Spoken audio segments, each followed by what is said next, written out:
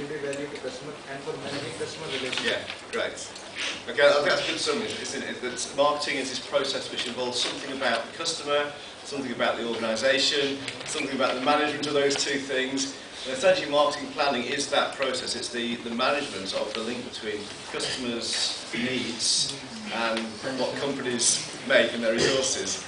So what we're going to try and do today is just give you an overview of some of the issues around that, some of the challenges and some of the methods and technologies or tools that we can use. How realistic do you think marketing planning is? How useful do you think it is? Do you have any opinions? I mean, for those of you here, do you have, any of you here got a business of your own that you've started up? Anybody here got a business of their own?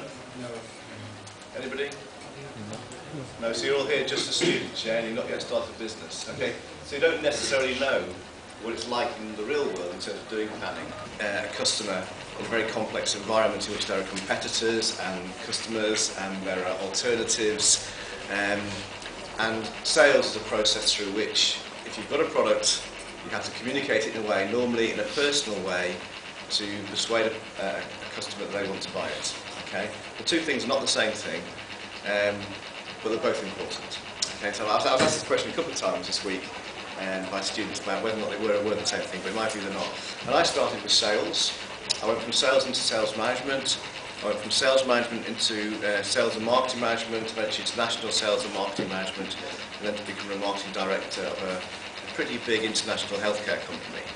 And then after about 18 years of doing that, I decided that it might be a good idea to do something else. I quite enjoyed working with people and helping them get better, and so I took the choice to move out of industry and come into universities, and so that's my background. There's a lot of suppliers, particularly small companies, have gone out of business because they weren't able to get credit to fund their businesses. So there's been a big issue in the UK about not being able to get the products we want anymore because their suppliers of the suppliers can't supply anymore. Right? So you sometimes think, well, you know, this is just about me and the person I'm going to buy from, or this is about me and the person who's going to buy from me, but the reality, in fact, is that these things are very closely connected together.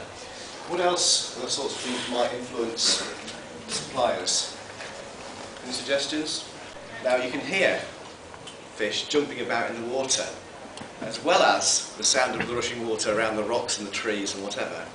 But it's in the dark, and you're being washed down this river. So some of your time you have to spend rowing your boat so that you can stay away from the banks and you can stay inside the river. And some of the time you have to cast your line out to try and find a fish. Now if you cast a line out, you're only going to catch one fish at most, and you don't know when that's going to happen. Or if you decide to use a big net instead, that's okay, but you need to have two hands for a big net, and you have to throw it out a long way. You need lots of resources to do it. You might get it snagged on the trees, or you might get it snagged on the rocks. And so actually, it becomes very difficult. I think the analogy is that it becomes almost impossible to know whether or not you are going to catch something or not, because you're spending most of your time just trying to stop your boat from capsizing. You've got absolutely no idea where your customers are, but you can hear things splashing in the water, so you've sort of got an idea they're out there somewhere. But when it comes to actually trying to capture them, you've got a limited number of options.